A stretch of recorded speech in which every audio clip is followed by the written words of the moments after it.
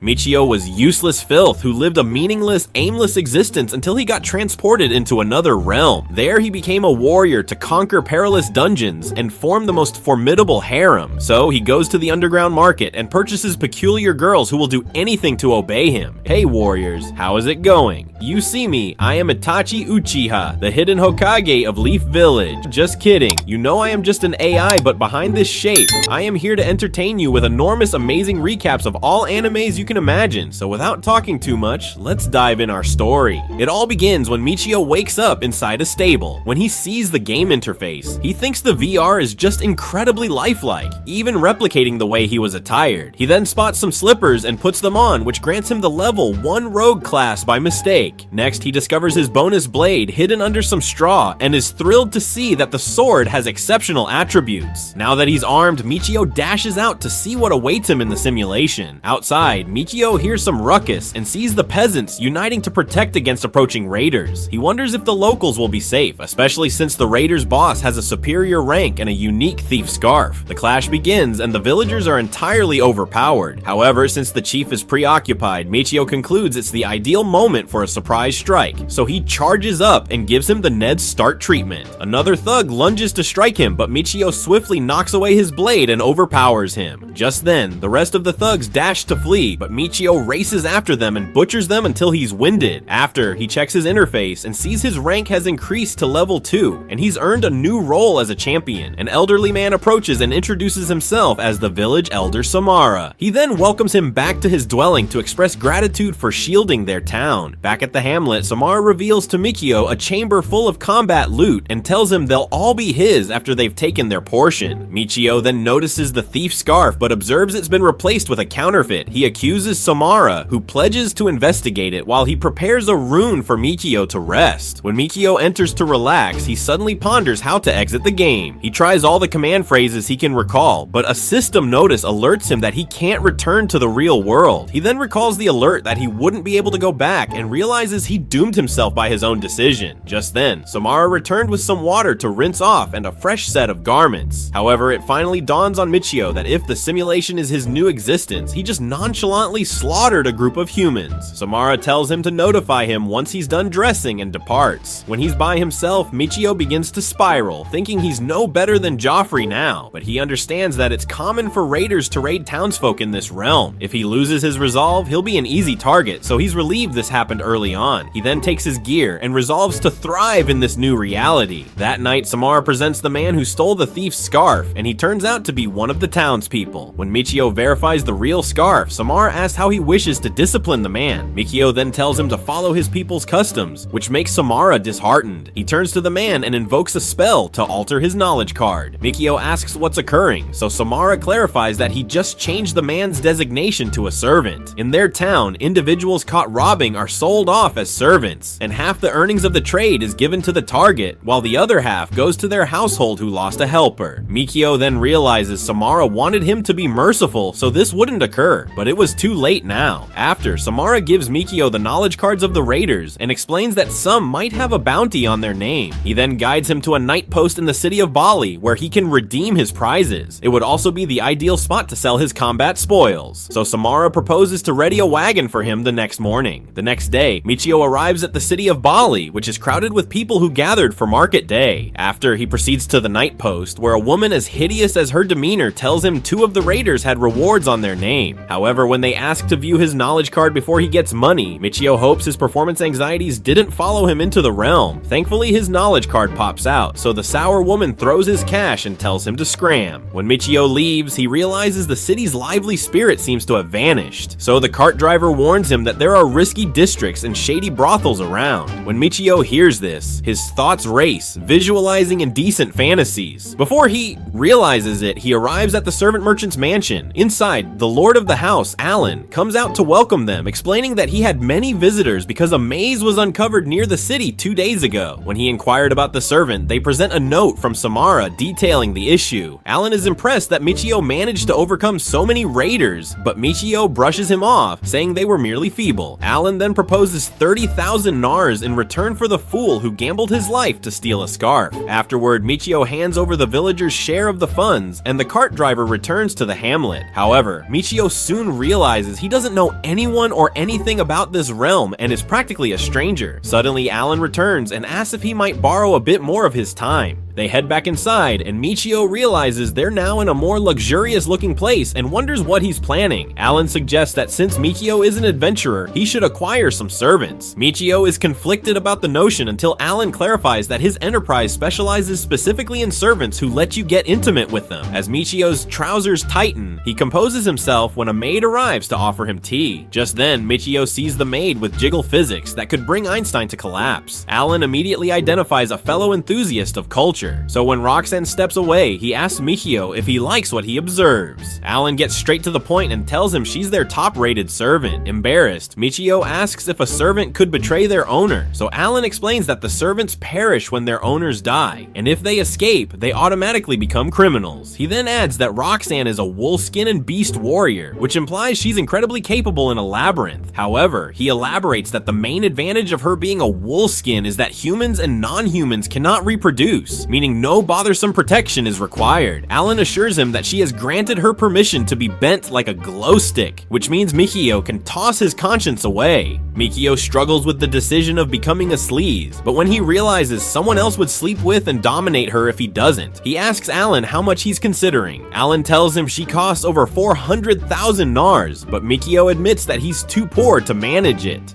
When Alan sees him out, Michio lays eyes on Roxanne again, so Alan whispers like a tempter, telling him he can wait 5 days for him to gather the funds. He then tells Roxanne that Michio has taken an interest in her, so she thanks him for his attention. When Alan departs the trading estate, he resolves to do whatever is necessary to obtain Roxanne. After, Michio heads to a diner where he counts all the currency he has and realizes he's 70,000 nars short. He then remembers Alan's suggestion to earn cash by heading to the labyrinth that emerged 2 days earlier. Adventurers earn money by selling the goods they collect from defeating monsters. However, when warned that it would be tough to gather a large amount of wealth in a brief period, Michio realized the quicker path would be to claim bounties. Alan concurred, but said he wouldn't suggest it because if he attracted notice, he'd become the prey instead. In the present, Michio figures that since he has 5 days to get Roxanne, he'll attempt the dependable method first and head to the labyrinth. However, he realizes his weapon is so powerful that others might try to snatch it. If it gets stolen, he'll be doomed, but not in an amusing way. Michio then decides to reset the character and conceal the blade away. Next, he heads to the bazaar to purchase a fitting weapon to replace his primary blade. At the weapon shop, he sees a pile of swords and notices one with an empty skill slot, which means he can assign skills to it later. When the shopkeeper tells him the swords are all the same price, Michio opts for the empty slot sword and asks to get protective gear too. After suiting up, Michio proceeds into the woods to locate the entrance of the labyrinth. There, he sees a party of adventurers pass through a portal and notices one of the men is a mage. After trailing them, he discovers the gate of the labyrinth and watches them pass through. With this, he re-equips his primary sword and enters the labyrinth too. Michio lands on the first level of the labyrinth, which is dimly lit and surprisingly orderly. He then checks his status and sees he's now a level 1 explorer with new abilities. Michio realizes that if he earned the thief status by stealing slippers, he must have become an explorer by entering the labyrinth. He then observes the hero status and selects it as his secondary role, then explorer as his tertiary. Next, he tests the dungeon walk, and when he steps through, he ends up in the room he was previously in. However, when he tries to exit, it doesn't succeed, and he realizes he can only utilize it within the labyrinth. When he attempts to return to his prior location and is denied, he understands the destinations are restricted in the labyrinth too. As he moves forward, he complains how much the ordeal sucks when he notices I Am Groot approaching. Michio then opts to test his strength against it and is amazed when he defeats it in one blow, thinking it must be due to his massive weapon. He then spots a branch left behind by the creature and saves it for later. Before long, another beast approaches, which reminds Michio that his hero role also had a skill titled Overwhelming. When he triggers it, the creature's actions slow down, but when he prepares to strike it, he suddenly loses the drive to battle and would rather wrap himself in Roxanne's embrace. Suddenly, the creature lunges, but Michio manages to overcome it. Then he realizes he felt the same desire to be a slacker after using Dungeon Walk earlier. He deduces that draining his MP by using spells dampens him. However, thanks to his sword's MP absorption, he was able to stabilize. He then opts to refrain from using spells until he gains more MP. That night, Michio goes to a guild to trade the branches, but this only earns him 273 nars. When he gets back to the inn, he realizes each branch is worth 10 nars, which means even if he worked 10 hours, he'd only make 1,000 nars, which isn't sufficient to get Roxen. The next day, Michio heads out early, but it's so dim he can't see where he's standing. However, he recalls one of his bonus chances, teleport, so he uses it to warp to the first floor of the labyrinth. Mikio celebrates briefly, but suddenly begins scolding himself for coming to a perilous location. He realizes he's thinking dark thoughts again and calls his sword so he can swiftly beat an enemy and refill his MP after Michio fends off beasts repeatedly, but realizes he doesn't have endless stamina and can't continue. On the plus side, his stats for all his jobs have grown, so he chooses to descend into a deeper part of the dungeon. Suddenly, a stone behind him shifts out of alignment and he uncovers a hidden room. He assumes there might be treasure stored inside and quickly crawls in, but he soon realizes it's actually a beast's lair. As he retreats from the creatures, one of them sneaks up behind him and attempts to strike. He manages to conquer it, but ends up getting flung aside by another Groot. Mikio recognizes that he'll perish if he keeps taking hits like that, so he plans to flee, but the dungeon walk fails to respond. Trapped by his own tool, Mikio has no option but to battle, hoping to compensate for his health drop with his sword HP absorption skill. He then uses overwhelming to hinder the beasts as he slices through them, but this reduces his MP severely. Mikio concludes that since this is his current reality, dying here would be the finish, so he decides to give everything he's got. Unexpectedly, the runt manages to conquer all the beasts and gather their solid wood. He then exits the hidden room, grateful for his weapon's ability to recharge so he can go several rounds. After Michio exits the labyrinth looking like a worn sock, he notices people gathering at the castle entrance and asks what happened. One of the men tells him they found the remains of a criminal who used to linger in town. However, due to the knight's involvement or competing groups, the criminals shifted their base and began attacking nearby towns. Mikio instantly remembers the criminals he had eliminated and wonders if these may be remnants seeking vengeance on him, but he figures they must be aiming for revenge on whoever drove them out of town to begin with. Mikio then asks how they know it was a criminal, so the men indicate that his left hand has been chopped off so they could steal his identity card. At this, Michio realizes they must have been after the bounty and walks away. He realizes the labyrinth is likely a lost route and chooses a quicker route to Roxanne's bed by targeting criminals. Later, Michio sits to strategize how to track down the criminals. Unlike the last time, he won't be hitting distracted targets, so he wonders if he's capable enough to handle it. He opens his job menu, which now includes warrior, swordsman, and merchant jobs. When he inspects the warrior ability, he sees it has stronger traits than villager, but given his new task, he chooses to use explorer, hero, and thief. The next day, Michio strolls around town trying to spot any criminals, but everyone at the bazaar checks out. Suddenly, Michio overhears some guys who say the criminals who are dying are the ones who were driven from the slums. Mikio then recalls when the cart driver told him about the shady spots in the region, so he heads to a dim alley to trigger his teleportation. Moments later, he lands in the slums, which happen to smell like waste. The place is full of underfed misfits and hopeless folks with empty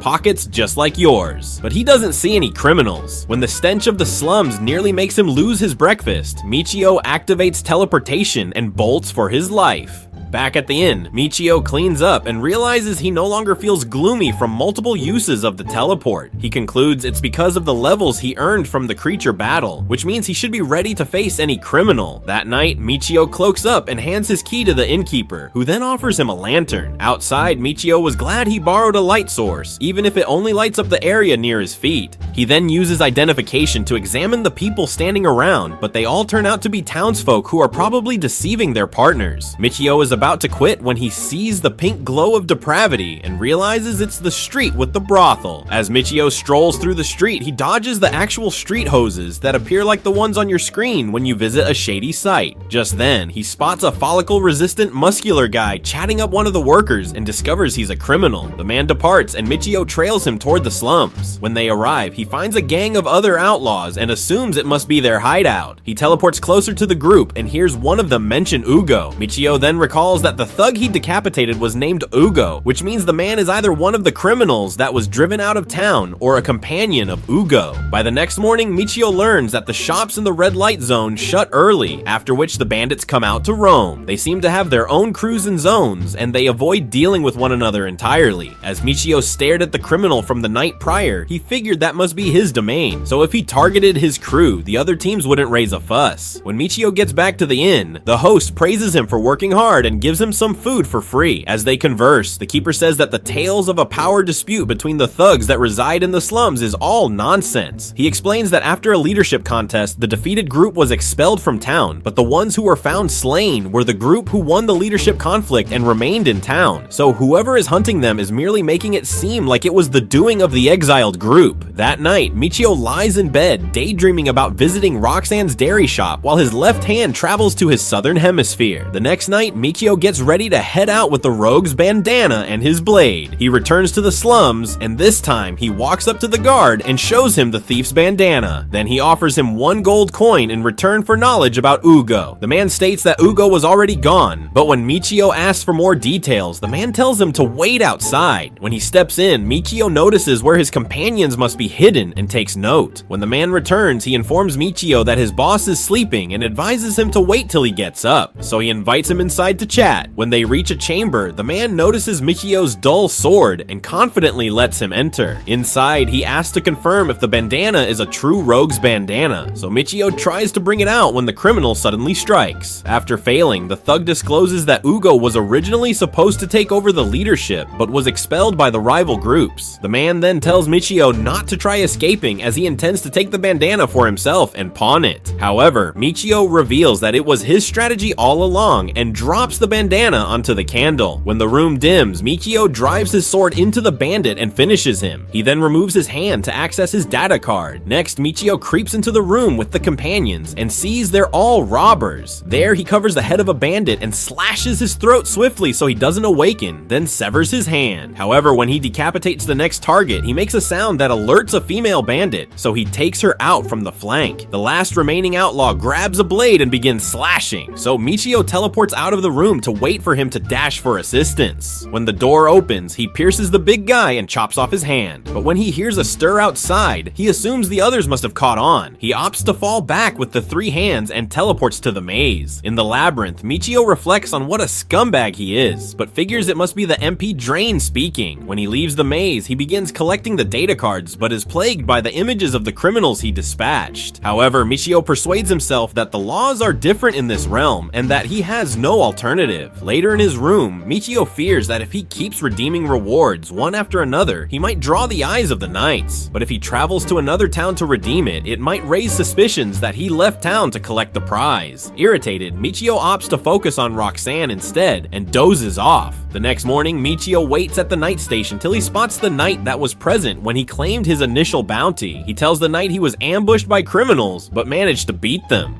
So, the man checks his data card and approves him for the payment. The knight goes in to verify the cards, and when he returns, he tells him only 2 had rewards on their heads and gives him the cash. Michio leaves to count the money and is thrilled that he finally has enough to purchase Roxanne. He promptly heads to see Alan to bring the cash and heads inside to fetch Roxanne. When he returns with them, Roxanne thanks him for purchasing her and says sorry for doubting he would come back. Michio assures her it's fine, and she walks over to stand by him. Alan then requests their data card and establishes a pact, making them servant and master. Alan then congratulates Michio on finally acquiring the girl of his steamy fantasies. Afterward, they head back to the inn, and Michio asks for a room for 2. When they inspect the room, Michio observes how uneasy Roxanne seems to be, so he asks if he may touch her ears. Roxanne agrees and sits beside him, while Michio struggles hard to restrain his impulses as he squeezes her springy ears. When Michio observes there's only 1 bed in the room, he realizes his host is a legendary wingman, but that must be why Roxanne is anxious. He then tells Roxanne that his native land is very distant, so he'd need her aid learning what's considered usual around that region. He reminds her that she'll be accompanying him into the labyrinth, so Roxanne assures him she's highly skilled with lengthy tools. After Roxanne begins to unpack when Michio sees she isn't wearing any footwear. When she tells him she's been barefoot the entire time, Michio realizes he's been staring at just some part of her figure. He then gives her a pair of sandals, and when she slips them on, it adjusts to her size. She explains that the gear is built to fit the wearer and promises to cherish her present. Later, they head to the market to purchase some defense gear. Roxanne asks for a timber shield, so they go to a shop, and Michio assists her in selecting shields with vacant skill slots. They then choose some more gear and exit the store. Next, Michio opts to purchase a fresh cloak since the previous one got ruined with blood. He tells Roxanne to pick one she prefers, so she pulls out 2 options and asks Michio which he likes more. Michio thinks this must be a trick and cautiously selects one, but Roxanne was only only torn between color and texture. Mikio asks if there's anything else she requires, reminding her it's a special day, so Roxanne gets bashful and says she'll need some new underwear. When she mentions she only has the one she's wearing, Michio advises her to get 2 extras. After acquiring all the gear they need, Michio proposes they return to the inn. When they arrive, Michio tells Roxanne to take a seat, but she goes directly for the floor. Michio then lifts her onto the bed and tells her not to worry, since she'll be using it too. When he imagines them sleeping together, he gets aroused and grabs her hips. But Roxanne jumps up like your morning wood and suggests she service the equipment first. She pulls out the sword to inspect it, and though she says it's acceptable, she reminds him that he should properly upkeep something he entrusts his life to. Roxanne tells him she wants to use her old undergarments as cloths for the cleaning, so she suggests he go out to eat while she handles it. However, Michio insists they eat together, so Roxanne begins to remove her garments to take off her underwear. Michio tries to give her some privacy, but the perv can't help but peek. When she's finished, she begins to oil his tool with olive oil, and when Michio asks what the advantage is, she assures him it feels smoother.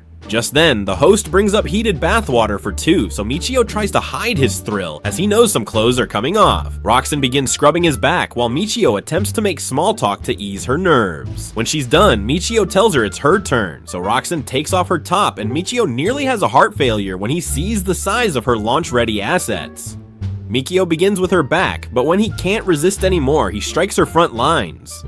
Then he goes back to being pure when he offers to wash her hair. When she returns the gesture, the view of her mountain peaks almost drives him insane, so he plans to escalate things.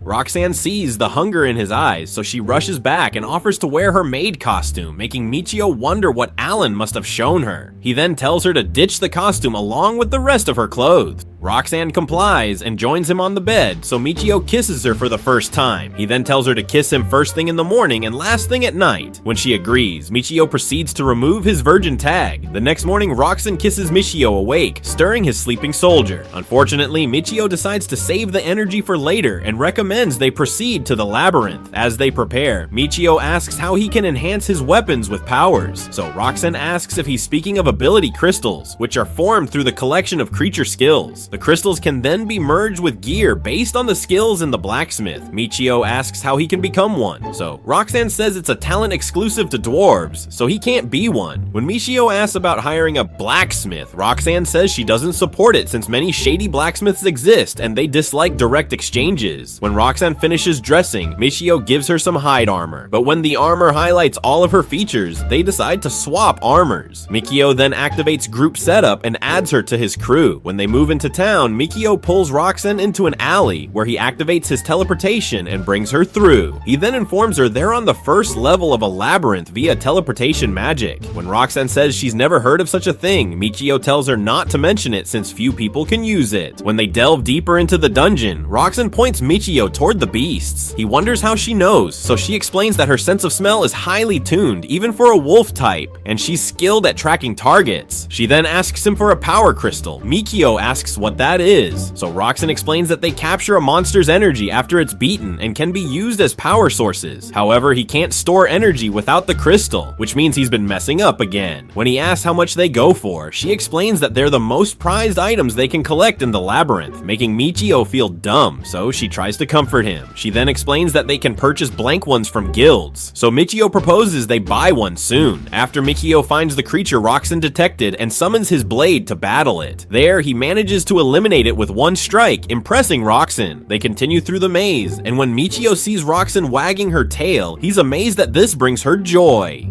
Later, they return to the lodge with sacks packed with twigs.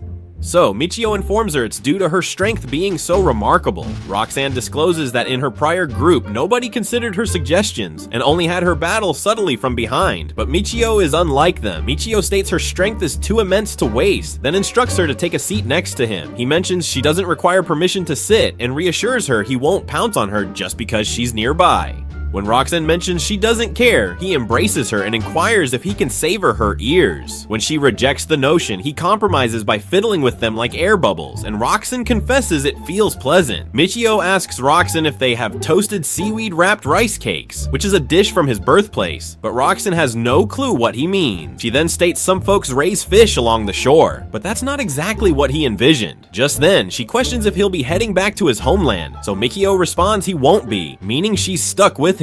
Roxanne clarifies that folks generally trade servants they no longer require, so Michio promises her that he intends on keeping those instruments of massive ruin solely for himself. Nevertheless, he cautions that he's likely to gather more team members, which Roxanne says is perfectly reasonable, though the dummy merely wanted her to approve group shenanigans. Later, they go to the Union and Michio purchases 2 arcane gems. When he hands them to Roxanne, she notes that they alter color based on the arcane force gathered in them. Crimson after eliminating 10 beasts, Violet after eliminating 100, and Ivory after eliminating 1 million. However, most halt at Emerald, which equals 10,000, while some vend at Azure, which equals 100,000. At this, they return to the maze, and when Michio slays the creatures with simplicity, Roxanne recommends they proceed to a taller level. Michio is amazed, as the maze doesn't descend, so Roxanne notes that it ascends because it's evolving like a sentient organism and feeding on the corpses the creatures discard. Michio inquires how they can vanquish the maze, so Roxanne replies he must conquer the Guardian on every level until he climbs to the peak one. Michio realizes he'll require a way to strike numerous foes simultaneously, so he inquires if Roxanne knows any such enchantments, but she doesn't. After they venture deeper through the maze, Michio resolves to rehearse his extra chanting spells to attain the caster profession. However, each attempt to unleash them fails, so he concludes he lacks sufficient MP to invoke them. Just then, Roxanne notifies Michio that was his 10th creature, so he inspects and observes his gem is now crimson. However, Roxanne's gem remains ebony because only the slayer of the final strike gains the arcane force. Instantly, Michio identifies an ability termed Gem Boost, so he activates it with his following strikes, and the next time he reveals Roxanne his gem, it's already Violet. When she questions how it's feasible, he instructs her to keep it confidential. She then mentions emerald gems sell for 10,000 NARS, while golden ones for 100,000 NARS. Since Michio doesn't require currency presently, he opts to disable the boost when he detects a feature to enable group configurations. He elects to explore it, and it reveals all of Roxanne's roles and tiers. Since Beast Fighter is already fantastic, he leaves her unchanged, then inquires if she possesses any recovery abilities or chants. Roxanne explains monk and cleric roles can wield those, but to become one, they must overcome beasts barehanded. Michio then instructs her to battle unarmed henceforth, so when the next creature appears, Michio narrowly prevents its strike while Roxanne punches it, but Michio ends it with his blade. However, upon checking his configurations, nothing is altered, so it must not suffice to battle unarmed. He then switches his blade so they can weaken the beast and end it barehanded. However, when he tests the low-tier blade, it's nearly as pathetic as your withdrawal strategy. Roxanne engages and strikes, and Michio is amazed by her agility in avoiding its blows. He then charges in and delivers the last strike, but upon checking stats, still no shift. He views Roxanne's setup and spots the monk roll, so he applauds her excellent performance. In the next encounter, Michio modifies his force stat and tries using his blade again, but obliterates it. However, after tweaking it more rounds, he finally weakens it without slaying it. He then removes his weapons to enhance his might and defeats the beast with a blow. Now that he's attained monk rank, Michio can restore his injuries. He informs Roxanne he swapped role to monk too, but when Roxanne doesn't, grasp how Michio merely tells her to conceal it as well. Later, they head back to the lodge, and Roxanne expresses regret for lacking utility, but Michio reassures her she was helpful. He then starts disrobing her for cleansing time, but Roxanne feels awkward about it since she's a servant, which implies she ought to be scrubbing him instead. Nevertheless, Michio comforts her he isn't objecting. Roxanne reciprocates and strips him, and they resume their nightly exercise session. The following day at the maze, they arrive at a rest space, and Roxanne notes that the Guardian lies beyond the gates. Solely one group may enter the boss's chamber at a time, so if there's multiple groups, they must wait their queue in the chamber.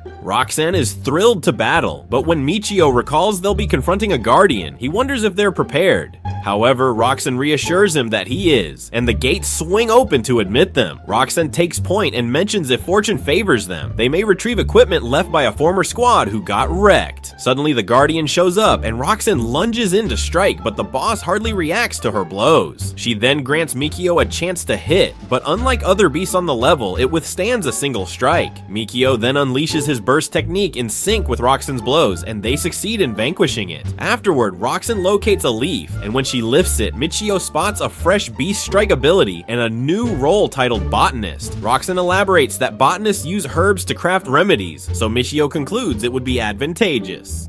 But when he inquires about her beast strike ability, she clarifies that she's unable to use it because she cannot recite the correct chant. She mentions that casting chants exposes them to danger, so it's smarter for a novice like her to avoid relying on abilities. Next, they proceed to the second floor, which appears similar to the first floor. Michio proposes they return to the first floor and confront the boss again, aiming to obtain the herbalist role too. He then retraces his steps through the door they exited from, but is startled to find himself outside the labyrinth. Abruptly, he recalls Roxanne's note about the waiting room and realizes how foolish he must seem, so he attempts to recover by pretending it was merely a trial. Later, they revisit the boss chamber and Michio feels calm this time. However, when the boss begins activating a magic emblem, he dashes forward to interrupt it, but nearly gets struck in the face. Roxanne rushes to his rescue and restrains the creature, while Michio slips behind it and eliminates it. After Roxanne inquires how the magic emblem vanished, Michio explains that it's another trick of his blade. Next, Michio retrieves the leaf and secures the herbalist role, so he converts the leaf into capsules. When he sees their antidote capsules, he realizes he never considered that beasts could envenom him. Later, they head to the guild where they purchase more capsules to counteract toxins. After paying in total, Michio notes there's still time and recommends they go back into the labyrinth. They arrive on the second floor and spot a level 2 needle beast along with a grotesque caterpillar. Michio targets the walking shrub but eliminates it once again in a single strike while Roxanne handles the caterpillar. Once it's distracted, Michio strikes from the rear and obliterates it, which leaves behind a filament. As they progress, Michio asks if there will be 3 creatures on the third floor as well, but Roxanne responds that only occurs from the 4th floor, then groups of 4 on the 8th floor. Up ahead, they encounter 2 caterpillars, so Michio charges in to attack before they're alerted. After finishing his caterpillar, Roxanne shouts as the second one triggers a magic emblem. However, Michio reacts too late and gets ensnared by filaments as it lunges to strike. Michio halts it with its limbs and slices through it, causing the filaments to dissolve too. After, Michio recommends they prioritize the caterpillars from now on since they're troublesome. Later, Michio and Roxanne stroll through town as Michio ponders what they'd do if they ran into numerous foes. Just then, Michio senses something off and nears Roxanne. He instructs her to discreetly observe the man lurking in the shade and determine what he's eyeing. Roxanne realizes it's the trading shop she once belonged to and wonders what he's doing there, so Michio uses inspect and discovers he's actually a raider. Moments later, they visit Alan and alert him that his firm is under surveillance. However, even though Alan appreciates the heads up, he doesn't appear to take it earnestly. Because of this, Roxanne informs him the observer was a raider, so Alan questions how they discovered that. Michio says he learned some shady stuff while collecting funds for Roxanne, so Alan unveils that the issue is truly tied to Michio. Apparently, the servant Michio sold him was purchased the prior day, but the buyers said they required time to arrange things before collecting him. While Alan conversed with one client, the other whispered something to the servant. He then notes that regular folks have no interest in a rogue's bandana, implying the servant likely had ties to the raiders beforehand. Alan explains that he no longer owns the servant, so he's free to exit his quarters and let the raiders in. Michio asks how he can remain so composed, so Alan assumes it's unlikely that a gang of raiders would storm a trading firm in the town's center, but he also has battle slaves and doesn't plan to be beaten by a band of raiders. At this, Michio tells Roxanne it's time to go since they've done their part, but she tells him about a lady who had been very kind to her during her stay there. When Michio sees she's concerned about her, Michio sits and advises Alan to recruit him as a guard. He claims he doesn't want the servant he sold to cause him any trouble, so Roxanne thanks him for doing this. Alan agrees and promises him 1,000 nars, along with the gear and data cards of any raiders he takes down. Michio agrees, so Alan guides him through a back gate where the Watcher can't see him, and Michio agrees to use it at night too. When they exit, Roxanne apologizes for being self-centered and tells Alan that the man was a raider. So,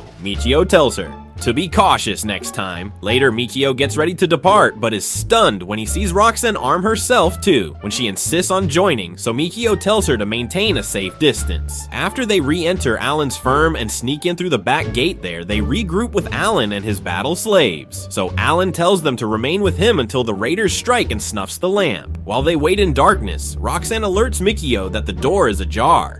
Hearing this, the battle slaves brace themselves, and Alan says he has assembled those unable to fight and those who oversee the slaves on the upper floor. When he requests that Mikio shield them, Mikio says that was his goal all along, so Alan draws his blade and heads into battle. Shortly after, Mikio and Roxanne tread in the darkness, and Roxanne senses someone nearing, so Mikio identifies the runner as a level 3 raider. Just then, he guesses the raider likely lacks the courage for a clash and will flee at the first opportunity. Just then, the raider sneaks into a chamber, making Michio wonder if he knows he just trapped himself. So Michio tells Roxanne to stay behind and creeps toward the room. Just then, he recalls how he tried chanting his bonus spells randomly, but none functioned due to his limited MP, so he realizes there are still some he hasn't tried yet. On reviewing his unused options, Michio selects the equivalent trade spell and presumes it's meant for exchanging HP. After this, he decides the spell is too risky to test on monsters whose HP he doesn't know. Then pushes the rune door open, gauges the raider's stats, and sees he's a level 3 raider, same as himself. However, since Michio held other roles, he deduced he must have higher HP than the raider. Suddenly, Michio triggers the equivalent trade spell, and it activates in the darkness. Michio then collapses and realizes he just drained a lot of MP. While he questions what he's just done, Roxanne rushes in and asks if he's okay. While he struggles to get on his feet, they sense someone approaching, and it turns out to be Alan, who then asks if he's alright. Alan then points out that one of the bandits fled and headed in their direction. Just then, Alan spots the mess in the room and moves closer to inspect it. Alarmed, Michio fears that Alan will find it strange, but fortunately Alan asks if it's a self-destruction orb. Curious, Roxanne inquired about it, and Alan clarifies that it's a tool that bursts people apart, and he didn't expect the bandits to possess any. Relieved to know Alan didn't deduce it, Michio tries to get up and consumes a pill to regain some of his MP. Afterward, Alan appreciates Michio for his support and hands him his compensation as agreed. So, Michio and Roxanne take their leave. On their route home, Michio chooses to return to the labyrinth as swiftly as possible. Just then, he unlocks a portal and they walk into the labyrinth. Suddenly, Michio collapses and realizes the warp would absorb more of his already reduced MP. While he scolds himself for not noticing this earlier, Roxanne rushes to assist, looking worried. However, a few moments later, Michio slashes through some creatures and recovers completely. After this, he reviews his stats and realizes he made the correct decision, casting the equivalent exchange incantation. Because of this, he's now a level 1 mage who can invoke novice tier spells for fire, water, wind, and earth. After mulling it over, Michio questions Roxanne about the types of spells mages use. In response, Roxanne explains that mages invoke spells that injure all enemies, conjure walls, and fire orbs. Entertained by this, Michio considers all the feasible methods to make it effective. Eventually, when he envisions a fireball, a magic circle appears before him. Having decoded how it functions, Michio unleashes a fireball from his hands. Knowing he's an explorer, Roxanne wonders how he's capable of doing that, but Michio urges her to keep it confidential. Shortly after this, another monster appears, and Michio attempts to eliminate it with the fireball incantation. However, the monster continues moving despite the blaze. Witnessing this, Michio assumes his attack strength will rise as he levels up. Suddenly, he dashes toward the monster and finishes it off with his blade. Just then, the monster vanishes, leaving a twig behind. However, Michio is more eager to explore his new abilities, so he crafts a firewall and realizes it's possibly for protection. After this, he attempts to determine the proper spell for a group target strike. After numerous tries with no outcome, Michio realizes he's drained MP and nothing transpired. He then suspects it's because there are no foes nearby, so he decides that they should proceed to the second floor. When they arrive, they notice 2 monsters approaching, and Michio thinks it's a chance to test his magic, so he invokes a firestorm, which obliterates the monsters in one strike. After this, Michio decides to mainly employ magic in battles because he wants to safeguard Roxanne since she serves him well with her qualities, which are as gentle as her demeanor. Some moments later, a monster caterpillar ignites from Michio's spell, and when it vanishes, Michio says it would be simpler if his incantations were slightly stronger. Just then, Roxanne discloses that she's heard that mages typically wield staves. Upon hearing this, Michio wonders why he hadn't considered it and remarks that the next market day is in 4 days. He then grumbles that it'll take a while before they can acquire one. However, Roxanne says that he'd need to go to Karatar to visit a permanent vendor. When Michio asks where in the world that is, Roxanne clarifies that there's a vast labyrinth there, along with many outlets catering to explorers, so he decides it's worthwhile to explore. After this, they reach the boss's waiting area, and the boss emerges as a giant insect, so it forms a magic circle and gets ready to strike. However, Michio constructs a firewall that repels the attack. After this, they collectively defeat the insect, and Mikio collects a reel of thread left behind by the creature. Next, they proceed to the 3rd floor, where Roxanne sniffs the air and says there's likely a single cobalt up ahead. Unaware of what that is, Michio figures it's a great way to discover what they're like, since there's only one. Just then, Smeagol steps out from the shadows clutching a dagger. Amused by this, Michio activates his magic circle and hurls a fireball at the creature. Within seconds, the cobalt disappears, astonishing Mikio, who had expected more from a level 3 beast. So Michio spots the salt dropped by the monster and picks it up. He then inquires how much it's worth but is disheartened to hear it's as costly as your ex's assurances. So he tosses the salt and embarks on a rampage, slaying more kobolds. Michio then checks his satchel and announces that it's already packed, so he proposes that they retreat for the day.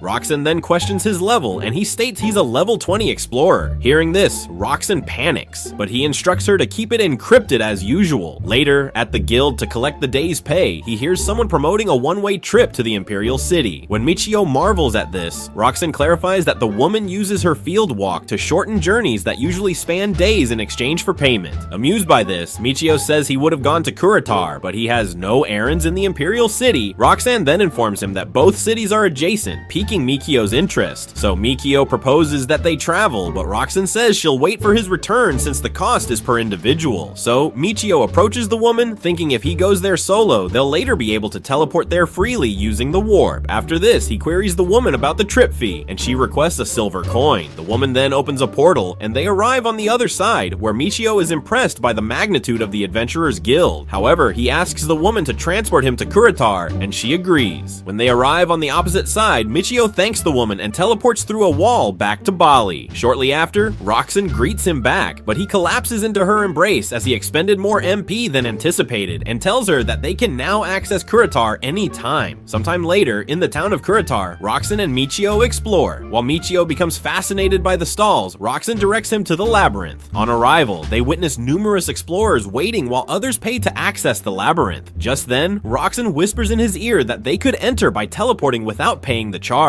Impressed by this, Michio praises Roxanne for being clever. After this, they stroll into a shop where household goods are sold, and a vendor asks if they need something or a place to reside. In reply, Michio inquires if they vend weapons, but the merchant explains that they only sell hardware and describes the weaponry shop. On their way out, Michio asks Roxanne if the store is also a property agency, and she replies by saying she doesn't know what the market is like in Kuritar. When he provides him the summary of rents for different house sizes, Michio understands he's been wasting his funds at the inn, so he inquires if just anyone can lease a home, and Roxanne clarifies that it's feasible if the city is big enough. She then murmurs that he could probably reside anywhere since he has access to incantations. Meanwhile, Michio prefers to conceal his mystical talents from the public, so he opts to live like every other adventurer. Later at the armory, Michio activates his recognition skill and inspects the staffs and scepters on display. To avoid draining his account, Michio chooses a reasonably priced one, while Roxanne praises him for being a wise judge of value. As they peruse the store, Michio is amazed to spot staves crafted from metal, steel, and timber, so he decides to purchase the wooden one so he can promptly resume his back-scrubbing practice. Subsequently, on the fringes of the city, Michio and Roxanne discover a peaceful living area beyond the town square and determine it's the ideal spot for a loudmouth like Roxanne. So, they return to the supply shop where Michio questioned the vendor if just anyone could dwell in the city. In reply, the trader explains that they could, but their intellect card must be verified. She then inquires if Michio was an adventurer and what type of dwelling he's seeking. Since Michio has no idea about this, he asks about the existing options. The merchant then inquires if they'll both be residing there, and he says they will for the moment, but that might alter later. Hearing this, the vendor grins and applauds him on being an adventurer indeed. Taken aback by her comment, Michio wonders if she recognizes Roxanne as a servant, while the vendor examines Roxanne's floating assets and compliments his taste in ladies too. After questioning Michio about his tastes and realizing he has none, the vendor says she's got some homes close to the labyrinth. To avoid upsetting the locals, Michio says he doesn't mind living further away. After this, the vendor assumes that since he's not a fighter, he prefers a residence made with blocking concrete. When he questions what that is, Roxanne clarifies that warp can't be used on walls built from blocking concrete, so Michio thinks that hinders him from teleporting as he pleases. However, the vendor assures him that he can fit a solid divider. After this, Michio asks to visit the property, and they are brought to the outskirts of the town. town. There, the vendor states that they could utilize the garden as they wish, but Michio notes that it's quite untended. When they complain about this, the vendor says it's bound to happen without anyone to maintain it. She then recommends that they plant other herbs in the garden. Just then, Roxanne asks for some sprouts, and the vendor complies. After this, the vendor promotes some tubing to them, making Michio suspect she's on a quest to drain his pockets. On entering the house, the vendor explains that they could perform a range of modifications since the prior tenants did a few of them. After presenting them, Michio is stunned to discover that the earlier occupants constructed a bath space apart from the lavatory, so he investigates it and ponders what it's intended for.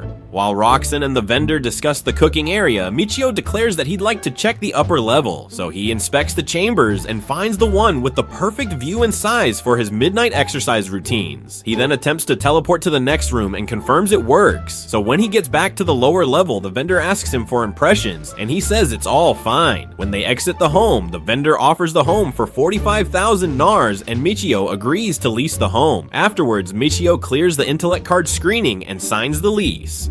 On their way out, Roxanne mentions she's happy they received a rebate, so Michio thanks her. However, he knows it's only due to his 30% discount ability. Just then, they agree to purchase some assorted supplies the next day. However, since he can't wait to have a bed in the house, Michio proposes that they get the furnishings first. Later, Michio warped into their fresh residence and wouldn't stop rambling about the incoming mattress. Meanwhile, Roxanne panics when she realizes they can do that even though the home was built with blocking concrete. Afterward, at the Bali, Michio draws his wand and says he can't wait to try it. Luckily for him, they encounter a creature insect and he instantly hurls a fireball to destroy it. However, the insect resists perishing, so Michio casts more with his wand and the bug vanishes, leaving a coil of thread. Later that day, at the inn, Michio requests some warm water and a lamp. While he waits, he reminisces on how the room has satisfied him and his passions. Just then, Roxanne joins him and he realizes how relaxed she's become around him. Without delay, he starts to engage Roxanne like an instrument while she makes joyful noises as she reaches lover's heaven for the first time. The next morning, when they get ready to depart, Roxanne reminds Michio how he reaped his returns on her in that room and says she anticipates more of that. Hearing this, Michio struggles to keep his companion calmed and strokes her hair instead. At their new residence, Michio fills the vessels with enough water for Roxanne to scrub. He then chooses to explore the Curator Labyrinth, and there he spots some knights promoting maps of the labyrinth. Amused by their commercial skill, he moves nearer to get a copy. Afterwards, he pays the admission fee and enters to find it's crowded. He then discovers a secluded spot to warp his way back to his apartment. Upon arriving home, he announces that they can now access the Curator Labyrinth without paying. In reply, Roxanne curtsies and greets him, so he plays with her hair and pulls her close. Just then, Roxanne says she's dirty, but Michio doesn't mind, so he decides to seize the moment. Unfortunately, they're interrupted by a knock on the door. Their furniture was delivered, but Michio refuses to let the man in to prevent anyone from teleporting into their crib. After assembling the most essential furniture, Michio decides to go for a test run and pulls Roxanne closer. He then helps her out of her clothes and performs a 50 Shades of Grey all night long on the new bed. The next morning, Michio wakes to Roxanne's kiss as usual, but while he wishes that would last forever, he realizes screwing all day won't pay the bills, so he says they have to go to the labyrinth. After waiting their turn at the first floor boss waiting room, they went in. Suddenly, a ripped Smeagol appears before them with a butcher's knife, intimidating Michio with its abs. However, Roxanne attacks it first. In retaliation, the Cobalt swings its knife in slow motion, surprising Michio, who had expected more, so Michio walks up to it and offs it in one hit. Shortly after, they arrive on the second floor, and Roxanne points out that it would probably be safe to use magic since half the second floor seems to be Cobalts as well. Unimpressed, Michio suggests they call it a day and do something more interesting, so they teleport their way back into the apartment. Roxanne then tells Michio to go get some rest, but since he needs her to put him to rest, he asks what she's up to, and she says she'll get the seeds. Now, interested, Michio says he'll go with her and suggests they do some gardening after they eat.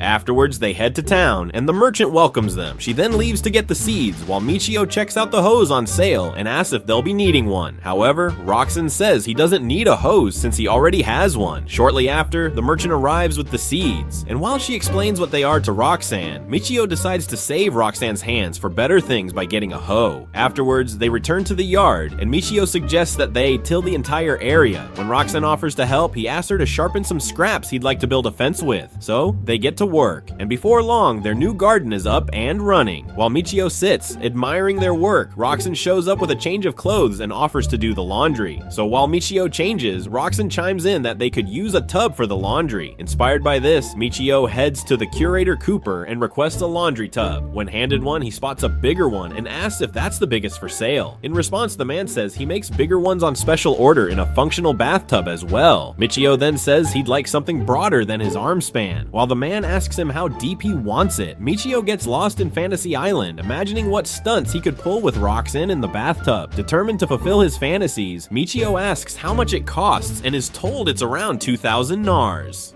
Later, Michio and his favorite sidekick go to work for the money to fund his wet dreams and find a cobalt flower left behind by the third-floor boss.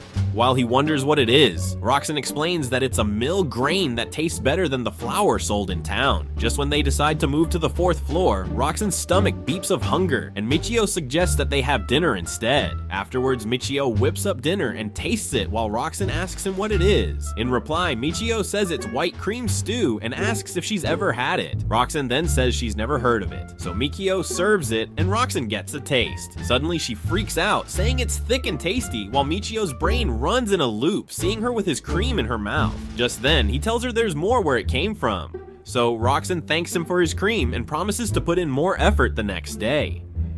Hearing this, Michio figures his bathtub will soon be delivered and he'll get to put in more than just effort. Later, at the labyrinth, Michio and Roxanne face off with a monster lamb, and then it occurs to Michio that he only thinks he's fearless, because Roxanne fights without complaining and seems happy doing it. Just then, Roxanne tells Michio that the lamb isn't as scary as it looks, so Michio charges towards it. However, the lamb casts a spell that fixates Michio to a spot, surprising him.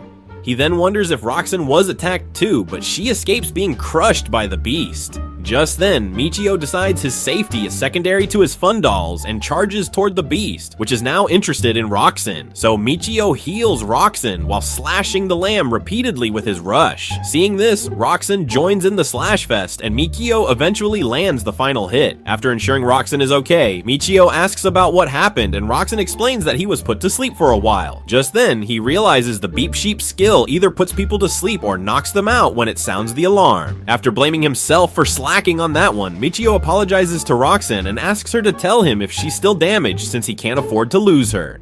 Just then, Michio suggests they call it a day since his order will be arriving soon, while Roxanne wonders what he means. At the house, Roxanne asks Michio what they're expecting, and a cart suddenly rolls into the yard. Just then, they both freak out, seeing the size of the bathtub on the cart. After dropping the tub, the man takes his leave, and Michio suggests they move it inside. Afterwards, Roxanne asks what it's for, and Michio says it's a bathtub used for bathing. He then asks her to get the jugs. After this, he fills the jugs with a water wall and heats it with a fireball. After filling the tub with warm water, he realizes he's far from finished, so he continues the process till nightfall. After filling up the tub, Michio tells Roxanne that he's not getting in alone since he filled the tub and heated the water for two. Surprised by this, Roxanne says she'd be delighted to join him. Shortly after, while Michio enjoys the bath, Roxanne shows up to join him. He then shows her a soap he made and rubs it on a sponge and suggests that they use it instead of body wash. When he instructs Roxanne to take off her towel, she protests, asking him to go first. But Michio claims he made the soap just so he could wash her. Thinking it's an experiment, Roxanne strips and Michio gets to work, fulfilling his long-awaited fantasy. Afterwards, the post-nut clarity hits, so Michio asks about Roxanne's injuries, and she says she feels so good they don't hurt. As a thank you, Roxanne grabs Michio and they exchange fluids. While Michio wonders what it's for, Roxanne says she hasn't washed his lips.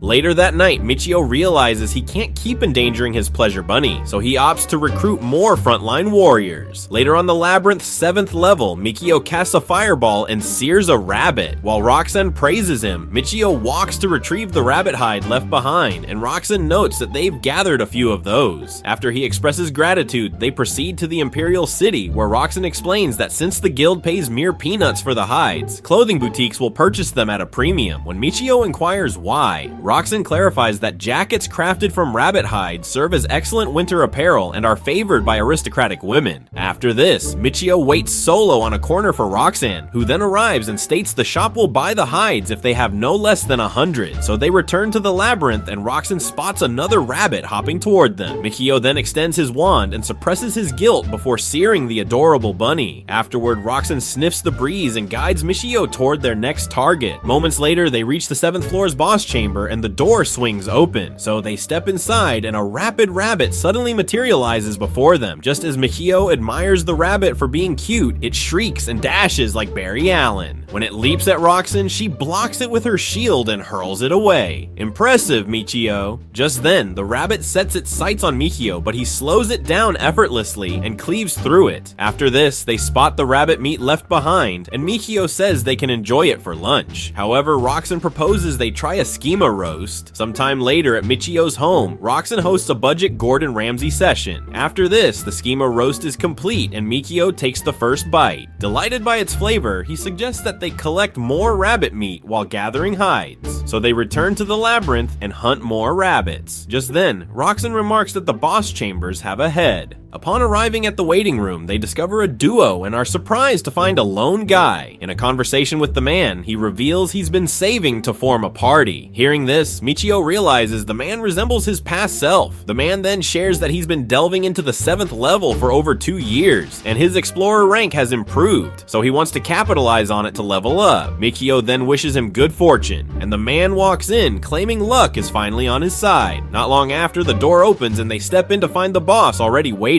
Startled, Michio summons his sword and wonders if the encounter holds something unique. However, when the rabbit lunges at him, he slows it down like before and slices through it. Surprised nothing unusual occurred, Michio scans the area and finds a shiny item. On inspection, they find some gear on the ground, and Roxanne deduces that it must belong to the party that went in before, as the boss was already present. So, Michio picks up a black magic crystal, and Roxanne explains that it should integrate easily with his if pressed against it. Just then, Michio remembers the talk with the solo fighter and merges the magic crystals, pondering why the noble perish young. Later at Michio's house, he channels his sorrow into his magnum and takes Roxanne to Pound Town. After relentlessly exploring her labyrinth, Michio mourns the loss of the explorer they met earlier and questions if he's next. After pondering the risk to his life, Michio sits upright, confused about why he can't shake the feeling. Just then, Roxanne asks if he's struggling to sleep. In response, Michio says he'll doze off eventually. However, Roxanne gives him something to stare at and opens her arms, offering her comforting hills. The next day, they return to the labyrinth and confront a spy spider and an escaped goat. However, he remembers the fallen explorer and resolves to stop being feeble while defeating the monsters in their path. Afterward, Michio slays a rabbit and retrieves the hide it leaves. On checking the item box, he realizes they've gathered 300 hides, so they head to the Imperial City. Upon arrival at the shop, Michio tells the clerk that he'd like to sell 300 rabbit hides. After they unload the hides on the counter, the clerk mentions it'll take a while due to the quantity. Unfazed, Michio says they'll browse around, and the clerk guides them to the display room. So, they explore the shop and check out the silk camisoles on offer. While browsing, Michio wonders how one would look on Roxanne, and a female clerk explains that it's a trendy sleepwear among noble ladies. Hearing this, Michio asks Roxanne what she thinks, but she's momentarily speechless. Just then, Michio inquires about the price and decides to purchase 2. At this point, Roxanne finds her words and asks if he's certain. In response, Michio says it's his way of showing appreciation for the previous day, so she thanks him and they choose colors. Just then, the male clerk returns and thanks them for waiting. After this, he compensates them for the hides and adds a bonus for the bulk. Later at the house, Roxanne thanks Michio for the sleepwear and says she'll wear one of them while he takes her to Cloud 9. Preparing for this, Michio suggests they take a bath first. However, while filling the tub, Michio realizes how inconvenient it is. He then calls Roxanne to accompany him to the labyrinth since he's drained of MP.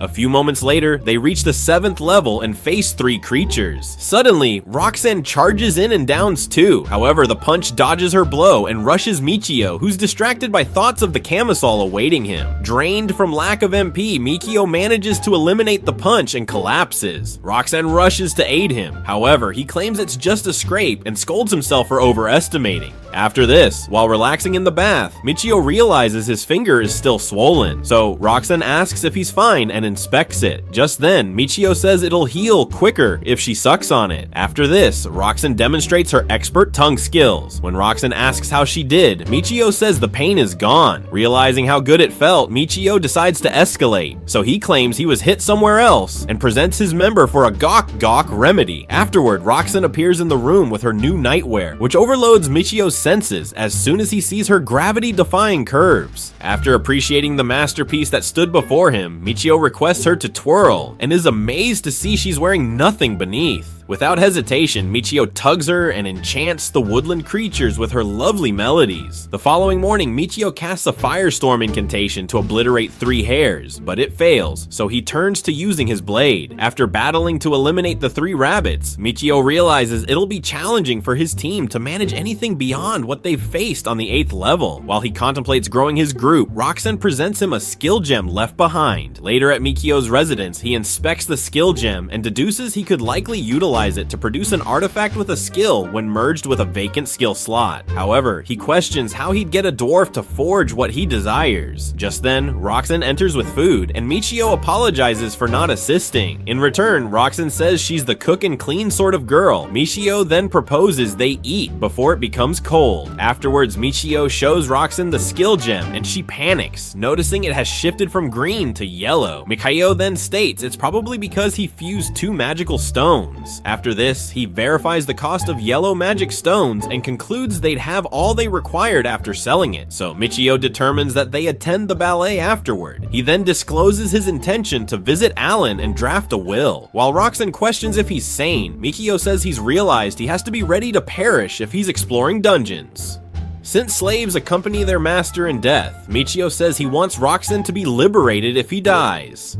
Roxanne then kneels and begs him to rethink since she'll guard him. She then declares that as a fighter, she can't endure existing in shame if her master perishes. Michio then maintains that he could suddenly die from a sickness, but Roxanne says she'll discover a method to heal him. Moved by this, Michio reconsiders and inquires why she's determined to keep him alive. In reply, Roxanne says he's a wonderful man who never tires of pushing her limits. After admiring her steadfast devotion, Michio proclaims that they're still heading to the ballet. He then mentions that due to their previous experience in the dungeon, he's resolved to enlarge their group. Just then, Roxanne concurs with him and notes that the creatures strike in packs of 4 from the 8th level. Michio then thinks if he intends to emphasize magic, he'll require a female frontline warrior. Just then, he imagines how that could conclude and becomes thrilled at the idea of it. Suddenly, Roxanne halts his fantasies and says it's a smart plan. Later, they reach Alan's estate and Michio tells Roxanne to sit if she doesn't wish to resemble goods for trade. Following this, Alan joins them, and Michio apologizes for always appearing unannounced. In reply, Alan says it's all right and inquires what he can assist with. Michio then reveals that he's considering recruiting another group member and asks if it's viable to obtain a smithing slave. Alan then replies by saying it's rare but not unfeasible. He then adds that dwarves seldom become slaves as craftsmen, and this makes them as valuable as a Richard Mill. Hearing this, Michio inquires about dwarves who aren't smiths, and Alan clarifies that a dwarf would make an ideal group addition. However, Alan says he has just one dwarf, but her nature isn't apt for combat. On hearing that the dwarf is a girl, Michio wonders what her nature is fit for and asks Roxanne about her opinion on it. Surprised, Roxanne proposes they meet the dwarf first. So Michio asks to meet the dwarf and Alan departs to prepare her. Shortly afterward, a woman enters and announces that the dwarf is prepared. Just then, Roxanne beams with joy, while Michio deduces she must be the lady who treated Roxanne kindly. Afterward, the dwarf steps in and Alan introduces her as Sherry. Instantly, Michio evaluates her and thinks she's as youthful as Roxanne. While he looks her over, he wonders if she'd endure the stress of the dungeon in his quarters too. Just then, Sherry bows and says she's a level 10 Pathfinder. Unshocked, Michio says she shouldn't face any trouble entering the dungeon. Then, however, Sherry discloses that she didn't succeed in becoming a blacksmith. Interested in this, Michio requests to question her, and Alan agrees. Soon after, Michio inquires how she failed, and Sherry explains that only level 10 explorers can opt to become blacksmiths, but she couldn't. Michio then asks how blacksmiths are chosen, and Sherry replies saying it's by their talents in exploring dungeons. So Michio assumes she won't be very helpful in the dungeon then. However, he remembers how he managed to gain the hero, thief, and mage professions and wonders if only the blacksmith role is innate. So he asks Sherry if it's feasible to become a blacksmith in the future after failing. When Sherry offers an unclear answer, Michio assumes there are extra extra conditions to becoming a blacksmith and thinks she'll attain the blacksmith job if she meets them. After this, Michio realizes it'd be wasteful to reject her, and then decides she's the ideal match for a second group member. Just then, Sherry puts in some good words for herself and pleads with Michio to consider her. After this, Alan takes her back inside, leaving Michio and Roxanne to discuss why she's so assertive. Roxanne then explains that it's probably because it's a good deal. Michio then asks Roxanne if she thinks Sherry is promising. In response, Roxanne says she doesn't know much about dwarves and adds that Sherry can manage her lack of aptitude with hard work. Just when Michio feels relieved to know that Roxanne approves of his decision, she points out that Sherry won't be able to do much for long. Confused, Michio asks what she means, and Roxanne explains that she has to be of a certain age. After this, she suggests that they confirm since dwarf ears get thinner with age, and Sherry has rather thin ears. When Alan returns to the room, the woman gestures to Roxanne and she leaves to talk to her, leaving Alan and Michio in the room. So Alan asks Michio what he thinks, and Michio says that will depend on her price. Knowing as a man of culture, Alan explains that what Sherry lacks in skill, she'll make up for in the bedroom. Just then, Michio understands why he made Roxanne leave, so they haggle over the price for a while, and Michio successfully cuts down the price. Afterward, he requests an outfit just like Roxanne's and Alan obliges. After thanking Michio, Roxanne returns while Alan exits with the payment. So Michio announces that he has decided to purchase Sherry. Hearing this, Roxanne pauses for a bit and suddenly smiles, saying she's glad to hear that. However, Michio wonders if she really is, or if it's his guilt eating away at him. A few moments later, Alan presents Sherry to Michio, and she bows in appreciation. However, while Michio stares at her hair, wondering if she's hairy in other places too, Roxanne introduces herself as the #1 slave, surprising Michio. Sherry then says she thought Roxanne was Michio's wife. However, Roxanne debunks this, disappointing Michio. After this, they seal the contract and Alan tells Michio to return in 10 days' time for the outfit. Michio then adds Sherry to their party and checks her status. Then, since she doesn't know the condition for unlocking her blacksmith abilities, he just has her try a bunch of different things. Michio then announces that they're headed to his house in Kuritar, surprising Sherry, who then asks if there are any adventurers in the party. When Roxanne says there's none, Sherry wonders how that's possible. Michio then figures she must have seen his explorer status on his intelligence card and thought they use field walk. Shortly afterward, Michio teleports them into the house while Sherry freaks out. Sherry then asks if he could use multiple jobs, but Michio explains that he just teleported them. Michio then asks what she knows about using multiple jobs, and Sherry explains that myths talk about masters who could do that. In response, Michio tells her to think of him as one of them. When he asks her about her weapon of preference, Sherry says she prefers a maul. Roxanne then says they'll both fight in the front lines, while Michio casts spells from the back. Sherry then freaks out, surprised to hear that Michio could also use spells. Later, while they walk the streets of Kuritar, Michio asks Sherry if dwarves often use mauls, and she explains that they might not be tall, but they're strong enough to handle heavy weapons. So they head to the weapon shop and Michio gets lost on which to pick. However, Sherry picks the cheapest one and Michio discovers it has an empty skill slot. Just then, Sherry handles it, assuring Michio that it's good enough, so he decides to buy it. Moments later at the house, Michio presents some leather shoes to Roxanne and asks her to give the old ones to Sherry since she'll be needing them for the labyrinth. Michio then asks if she'll be okay with a leather jacket since they can't get suits of armor for her. In response, Sherry grabs her lemons and points out that there have to be suits of armor her size. Just then, Roxanne jiggles her bubbles and tells Sherry that they don't matter when fighting in labyrinths. Afterward, while they cook, Michio announces that they're going to the labyrinth and asks if Sherry wants to tag along. So she hurriedly gets into her outfit while Michio examines her maul and asks if she knows about empty slots. Sherry then explains that someone proposed a theory about the empty slots and equipment and states that skill crystals can't be combined unless the items are empty. When Michio asks if it was proven as fact, Sherry explains that no one can see them if skill slots do exist. Hearing this, Michio smiles and owns one of a kind. After they geek over the topic for a little longer, Michio says he's surprised that she knows about it,